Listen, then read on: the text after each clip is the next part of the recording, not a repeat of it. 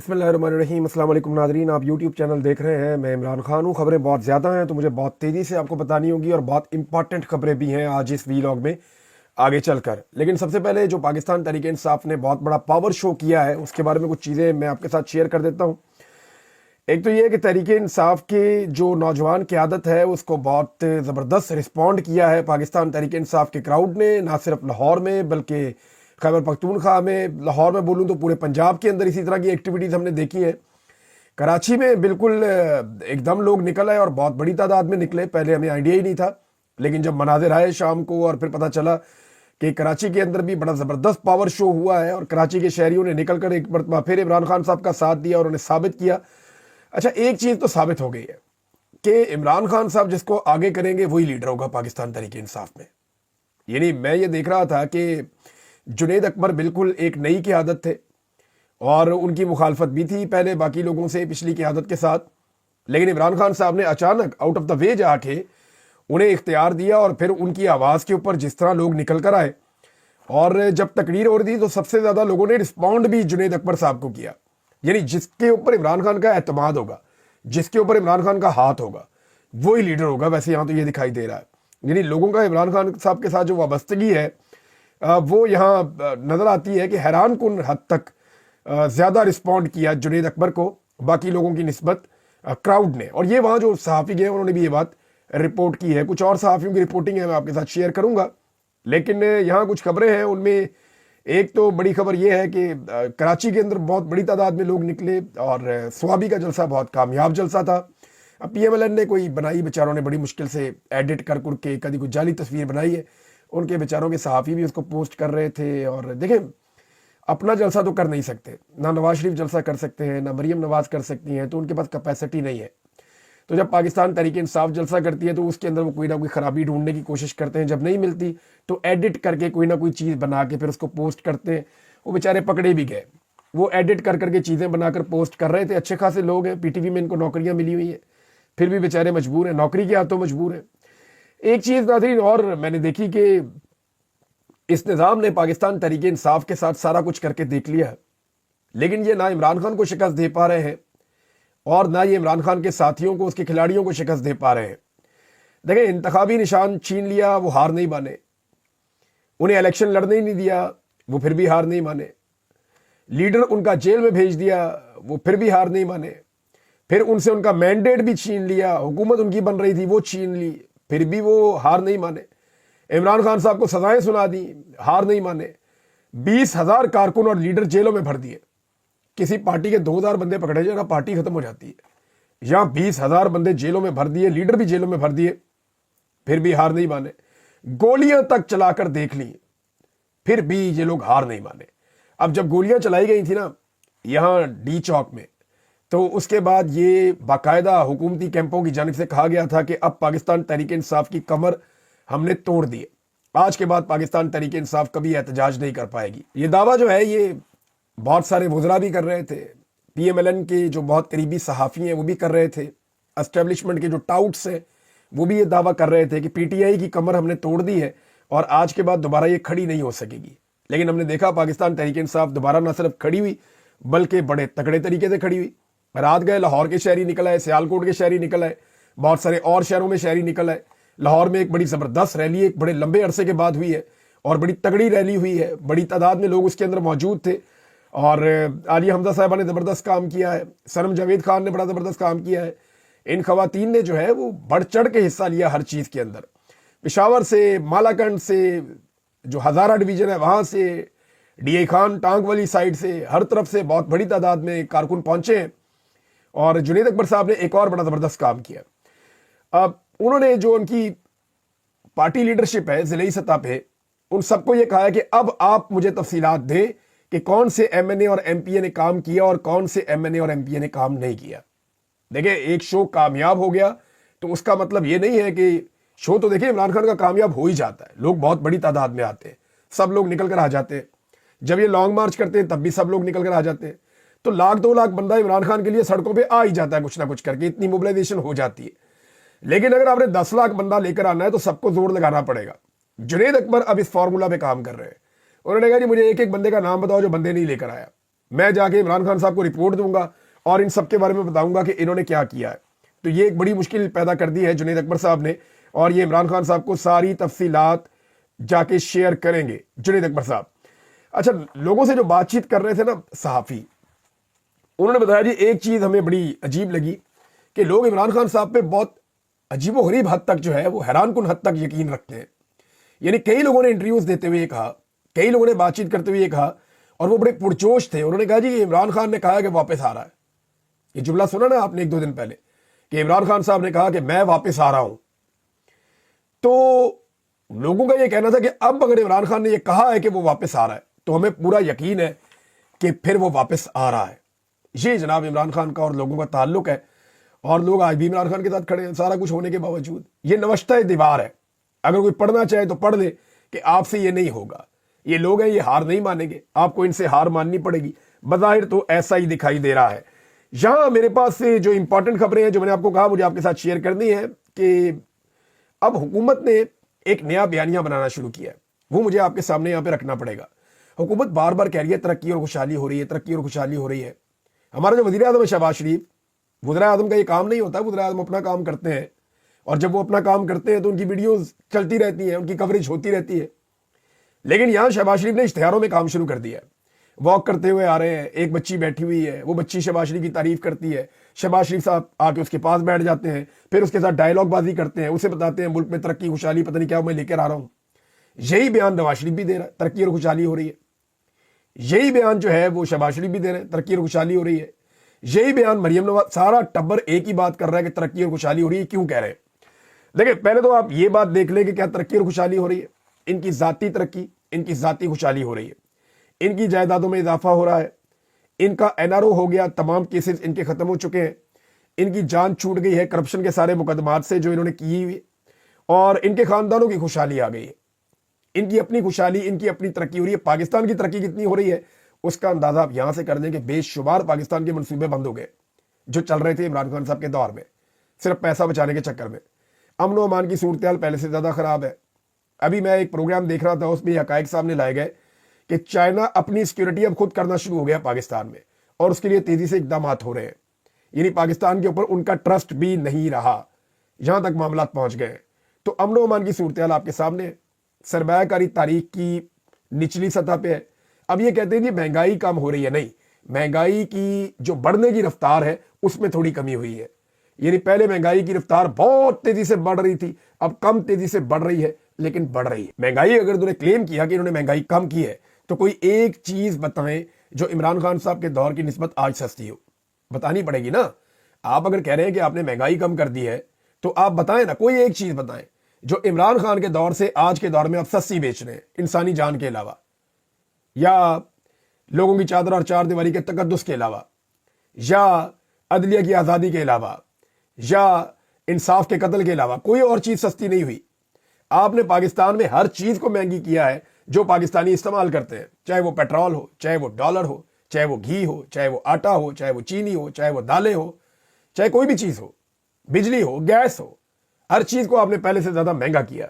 تو کوئی بھی ایک چیز عمران خان صاحب کے دور سے سستی نہیں ہے. وزیر اعظم نے اشتہاروں میں کام شروع کر دیا ہے, سارے رل کے کہہ رہے ہیں ترقی اور خوشحالی آ رہی ہے. تو پاکستان میں نہ ترقی آ رہی ہے نہ خوشحالی آ رہی ہے, ان کی کمبختی آ رہی ہے. ان کو پتہ ہے کہ الیکشن آنے والا ہے, لہذا اب یہ رولا ڈال رہے ہیں سارے کے سارے, اور جان بوجھ کر رولا ڈال رہے ہیں سارے کے سارے, تاکہ الیکشن جب آئے تو یہ سارے کہیں جی ہمیں تو کام ہی نہیں کرنے دیا. بھئی آپ کا جعلی مینڈیٹ ہے, آپ کو لوگوں نے ووٹ ہی نہیں ڈالے ہوئے. 17 سیٹیں آپ ٹوٹل جیتے ہیں. آپ پاکستان میں حکومت کیا, صوبے میں حکومت کیا, کہیں بھی آپ ایک شہر کا میئر آپ نہیں بن سکتے, اور آپ کو زبردستی وزیر اعظم بنا دیا ہے, وہ دوسرے کو صدر بنا دیا ہے, وہ ادھر ایک کو وزیر اعلیٰ بنا دیا ٹک ٹاکر کو. تو انہوں نے بھتیجی جو ہے وہ ٹک ٹاک بناتی ہے, چچا جو ہے وہ اشتہار بناتا ہے, عجیب ماڈلز لا کے انہوں نے یہاں بھرتی کر دی ہیں, اور باپ جو ہے وہ کبوتر اڑاتا ہے. وہ سارا خاندان ہی نوسر بازوں کا. بھائی کوئی کبوتر اڑا رہا ہے, کوئی ٹک ٹاک بنا رہا ہے, کوئی اشتہار بنا رہا ہے, وہ ایک ہے اس کو گانے کا شوق ہے. عجیب و غریب قسم کے لوگ جو ہیں وہ پاکستان کے اوپر لا کر مسخرے انہوں نے مسلط کر دیے ہیں پاکستان کی اسٹیبلشمنٹ نے. پتہ نہیں عجیب شوق ہے ان کے. اب آپ یہ دیکھیں کہ عمران خان صاحب نے آرمی چیف کو جو خط لکھا اس کے بارے میں بات کرنی ہے. میں اس کی تفصیلات آپ کے سامنے رکھتا ہوں کہ عمران خان صاحب نے آرمی چیف کو خط کیوں لکھا. لیکن چلے اس سے پہلے جنید اکبر نے جو تقریر کی وہ سب سے امپورٹنٹ ہے. اس کی کچھ چیزیں میں آپ کے ساتھ شیئر کر دیتا ہوں کہ جنید اکبر صاحب نے اپنی تقریر میں کیا کچھ کہا.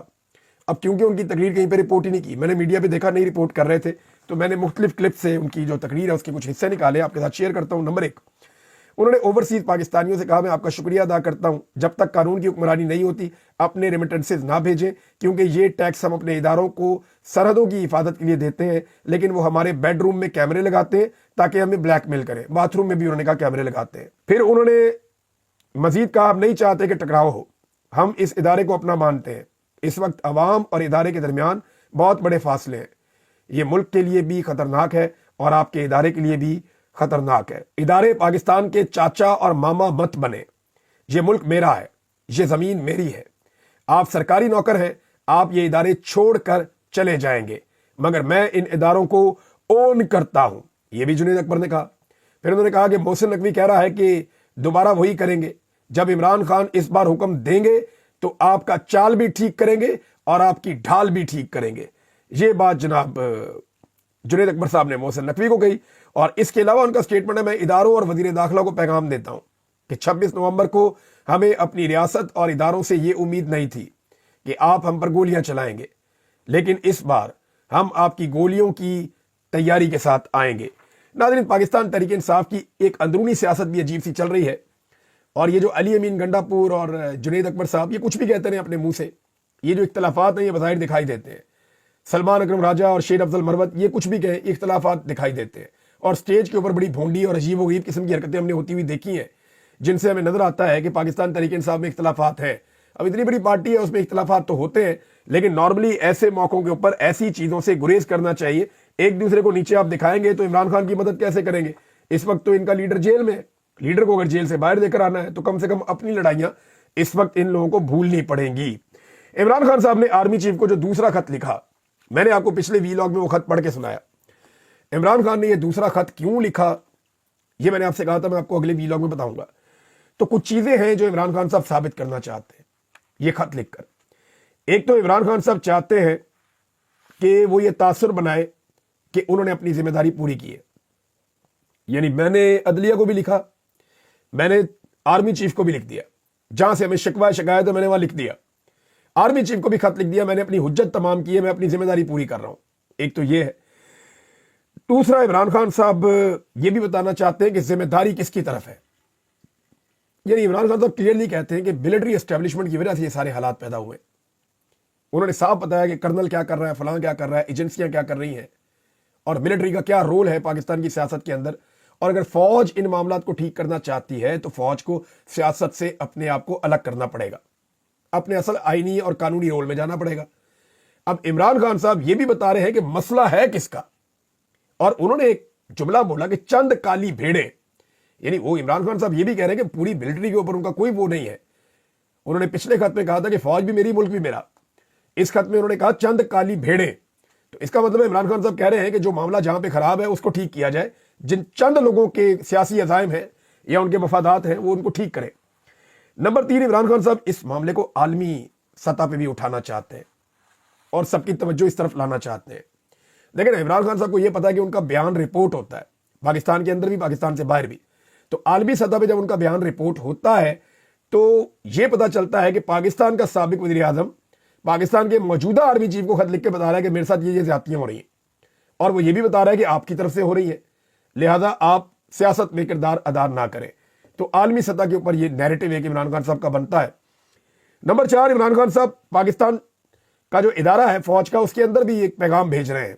بظاہر ایسا لگتا ہے وہ ایک پیغام بھیج رہے ہیں کہ میں مسئلے کا حل چاہتا ہوں اور میں مسئلے کے حل کے لیے تیار ہوں. یعنی ایک تاثر یہ بنایا جاتا ہے نا پاکستان میں کہ پاکستان تحریک انصاف کی فوج کی دشمن ہے. وہ لال ٹوپی والا آج کل بٹھایا ہوا ہے، وہ کہتا ہے ان کی گردنیں کاٹ دو، ان کے ہاتھ کاٹ دو، ان کے پاؤں کاٹ دو، ایک کا ہاتھ اس طرف سے کاٹ دو، پاؤں اس طرف سے کاٹ دو. یہ ISI والے مجھے کہتے تھے، وہ کہتے تھے جی تم لوگ فساد پھیلا رہے ہو، تو جو فساد پھیلاتے ہیں ان کا ایک طرف سے ہاتھ کاٹ دیتے ہیں، ایک طرف سے پاؤں کاٹ دیتے ہیں.